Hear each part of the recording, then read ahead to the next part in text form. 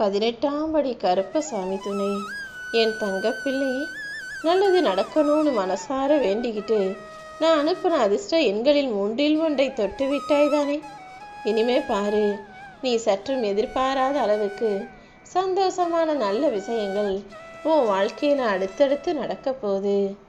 7, 8, 6ங்கிற இந்த 3 எண்ணும் 3 விதமான விஷயங்களை உன் வாழ்க்கையில் நடத்துவதற்காக தான் உன்னை நோக்கி அனுப்பி வச்சேன்.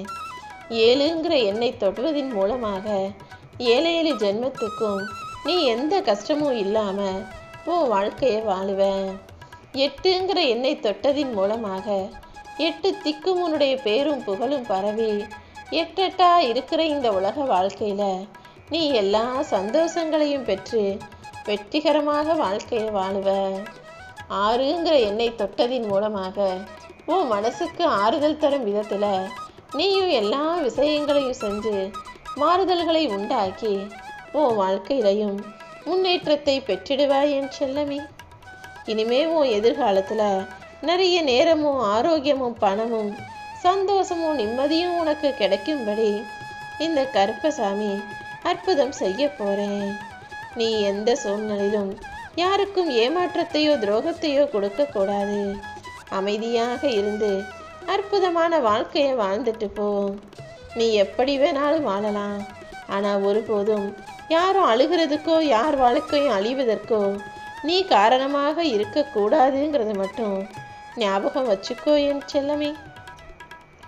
ஏன்னா ஒருத்தர் தவறு செஞ்சு அதன் மூலமாக இன்னொருத்தர் பாதிக்கப்பட்டாலும் சரி, அவங்க வாழ்க்கையில் சோதிக்கப்பட்டாலும் சரி, அவங்க பாவப்பட்டவர்கள் கிடையாது. அவங்க ஏதோ ஒரு விதத்தில் பக்குவப்பட்டு அடுத்தடுத்து வாழ்க்கையில் முன்னேறி போயிடுவாங்க.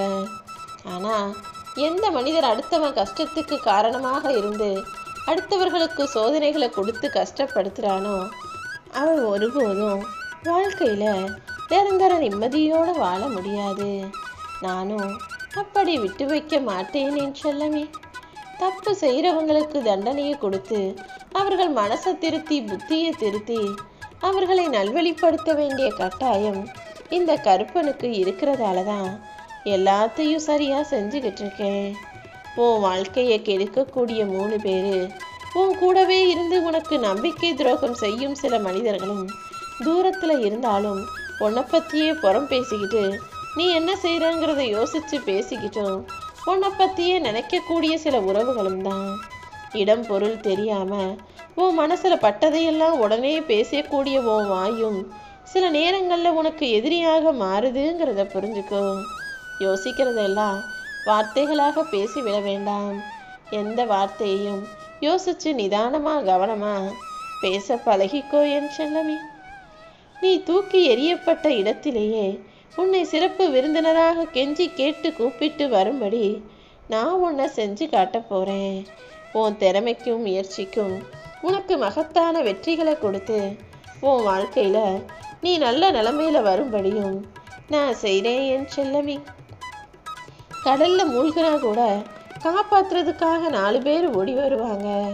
ஆனால் கடன் பிரச்சனையில் மூழ்கினா உனக்குன்னு உதவி செய்ய ஒருத்தரும் வரமாட்டாங்கன்றதை புரிஞ்சுக்கிட்டு அளவாக சிக்கனமாக செஞ்சு வாழ்க்கையில் நல்ல நிலைமைக்கு வர்றதுக்கான சேமிப்புகளை செஞ்சு வச்சுக்கோ. எதெல்லாம் நல்லபடியாக நடக்கணும்னு நீ நினச்சியோ அது எல்லாத்தையும் இந்த கருப்பசாமி உனக்காக நடத்தி முடிப்பேன். இனிமே நீ வருத்தப்பட வேணாம். எந்த இடத்துல எந்த விஷயத்தை பேசணுமோ அதை சரியாக நிதானமாக பக்குவமாக பேச பழகு. தேங்காயை உடைச்சா சிதறி போகுன்றதுக்காக உடைக்காமலே வச்சிருந்தா கடைசியில் தேங்காய் அழுகி போயிடும். அதே போல தான் சில விஷயங்களை பேசாமல் உனக்குள்ளேயே அடைச்சி வச்சுக்கும் போது அது இன்னும் உனக்கு அழுகையைத்தான் கொடுக்கும். எதுவாக இருந்தாலும் சம்பந்தப்பட்டவங்க கிட்ட கலந்து பேசு.